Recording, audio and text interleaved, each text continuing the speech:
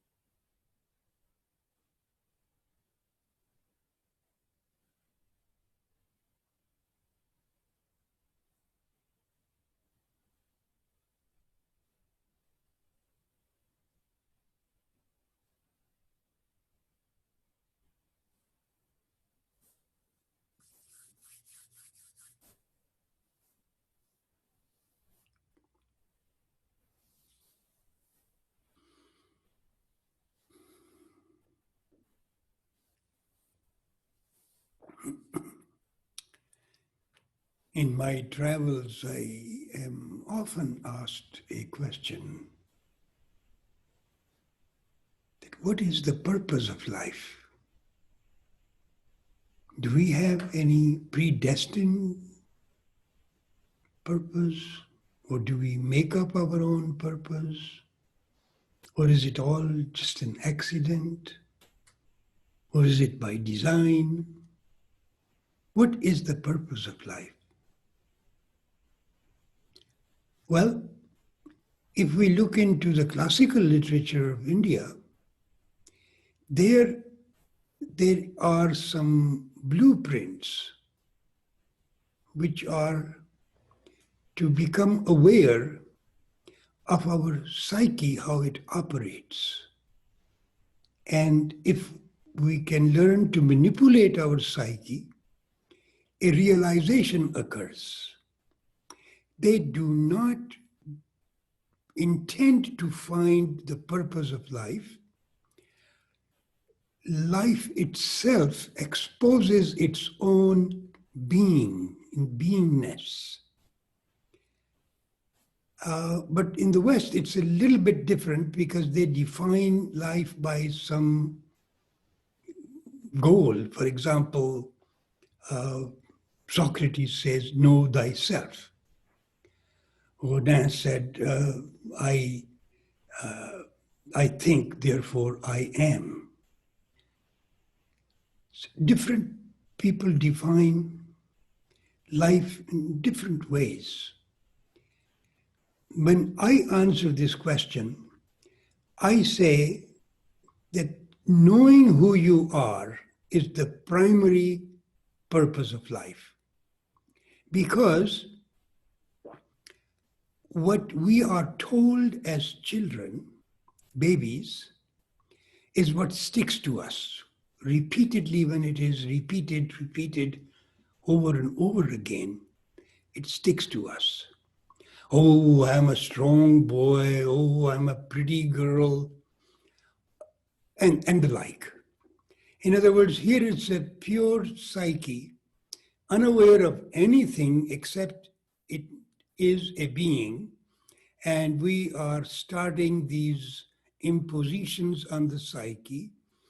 Then there are superimpositions on the psyche, and therefore we get burdened with all those impositions and superimpositions, amidst of which we have to find how to survive and how to live life. Meditation was devised so that we can systematically remove these impositions and superimpositions so that we can get rid of this psychological garbage, if you will. Because behind that impositions and superimpositions, there is a lurking self, the subject. 100 times a day we use that, I, the subject. But the problem is the I is being objectified. For example, I am told I was a strong boy, so now I am a man, and the man has certain characteristics, and I am raised to belong to those characteristics in order to prove myself to be a man. The whole magic opens up the moment you stick to a pole.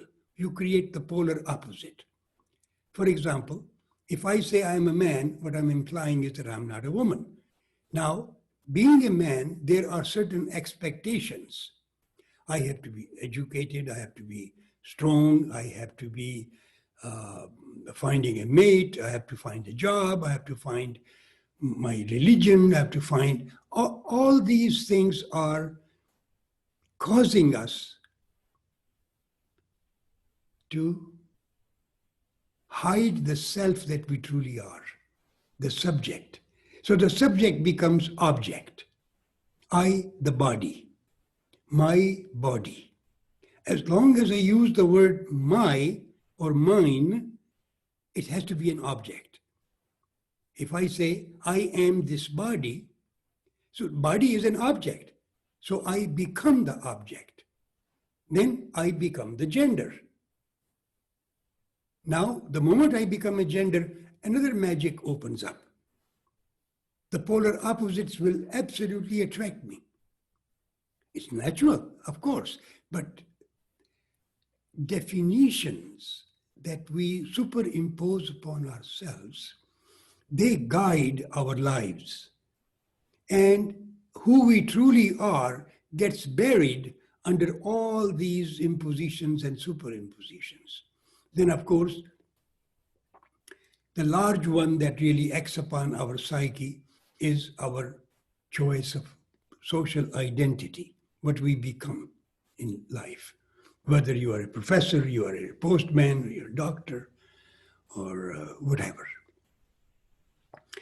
So the answer cannot be given in a few words as to what is the purpose of life, because each one of us first has to get rid of these impositions and superimpositions on this pure psyche so that we can reach that level of quietude in our mind, behind which really there is a divine self, if you will, or you can call it consciousness, if you will. It will emerge, it will happen.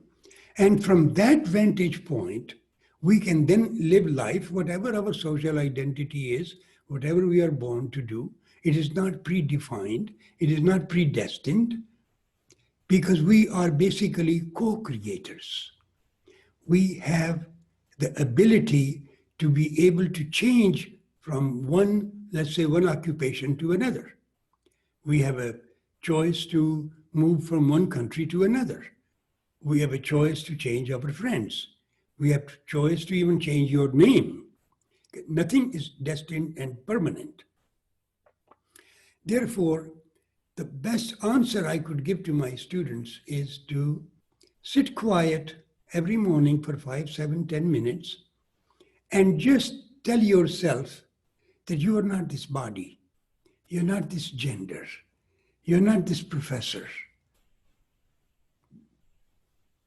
you're not this Indian, you're not this Christian or Buddhist. Not. These are all superimpositions, layer by layer by layer.